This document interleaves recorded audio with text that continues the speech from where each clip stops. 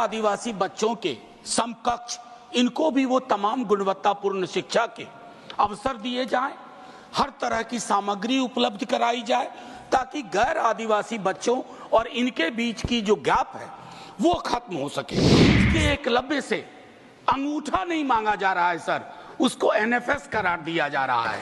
मैं समझता हूं कि हम सब एक सामूहिक चिंता के आधार पर हमारी कोशिश होनी चाहिए कि अगर हमने कोई ऐसी व्यवस्था विकसित की है तो उस व्यवस्था में हमारे सरोकार परिलक्षित हों।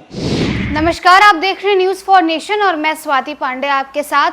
देश में लोकसभा का बजट सत्र चल रहा है और इस बजट सत्र के दौरान लगातार विपक्ष केंद्र की मोदी सरकार पर और प्रधानमंत्री नरेंद्र मोदी के लाए गए तमाम परियोजनाओं पर सवाल उठा रहे हैं। और अगर बिहार की बात करें तो लगातार आरजेडी बिहार सरकार की तमाम योजना और परियोजनाओं पर सवाल उठा रही है। अब विपक्ष की तरफ से आज राज्यसभा में आरजेडी के राज्यसभा सांसद मनोज झा ने बिहार सरकार और साथ ही साथ बिहार में एकलव्य विद्यालयों के दयनीय हालात को लेकर के सवाल उठाया है। दयनीय परिस्थिति को लेकर के कहा है कि बिहार के तमाम जितने भी एकलव्य विद्यालय हैं जो कि आदिवासी बच्चों को उन्हें शिक्षित करने के लिए इस परियोजना को लागू किया गया था बिहार में, लेकिन अभी तक बिहार के जितने भी एकलव्य विद्यालय हैं उनका जो ढांचा है वो ठीक से तैयार नहीं किया गया और उनकी हालात जो है वो बिल्कुल दयनीय हो चुके हैं। क्या कुछ मनोज झा राज्यसभा में बिहार सरकार के खिलाफ बोलते हुए नजर आ रहे हैं, सुनवाते हैं आपको। Mister Manoj Kumar Jha, nothing is going on record.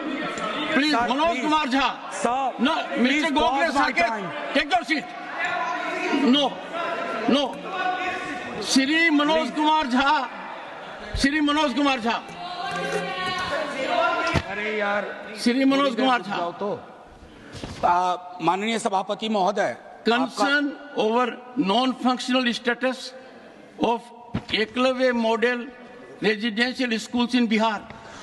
शुक्रिया सर, मेरा वक्त 20 सेकेंड ऐसे ही चला गया। सर, मैं आपके माध्यम से पहले तो धन्यवाद करूं कि एकलव्य मॉडल आवासीय विद्यालय के संदर्भ में जो बिहार में हैं उनके लिए आपने वक्त दिया, शुक्रिया आपका बहुत बहुत।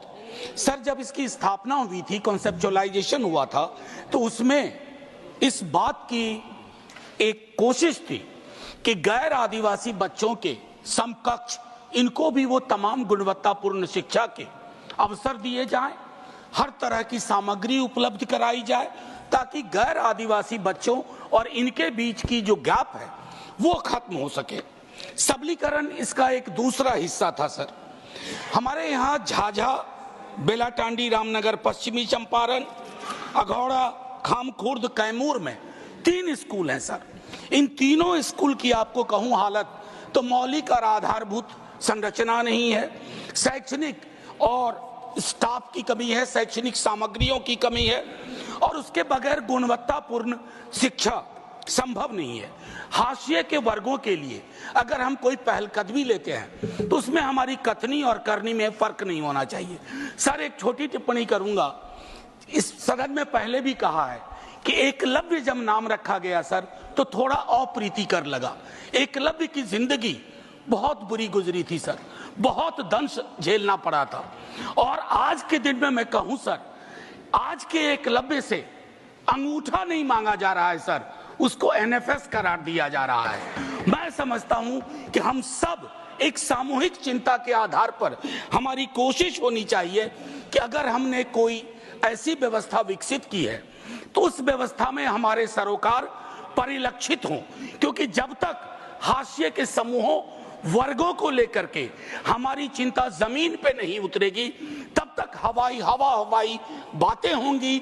हमारा बजट, हमारी नीतियां बिल्कुल रेटोरिकल अंदाज में लोगों के समक्ष जाएगी। ये सदन वो करता है, रिस्पॉन्सिबिलिटी है इस सदन की कि एक संदेश दे, आदिवासी हो, पिछड़े हो, दलित हो, उन सब के लिए कि आपकी शिक्षा, आपके अवसर पर कोई कॉम्प्रोमाइज नहीं होगा।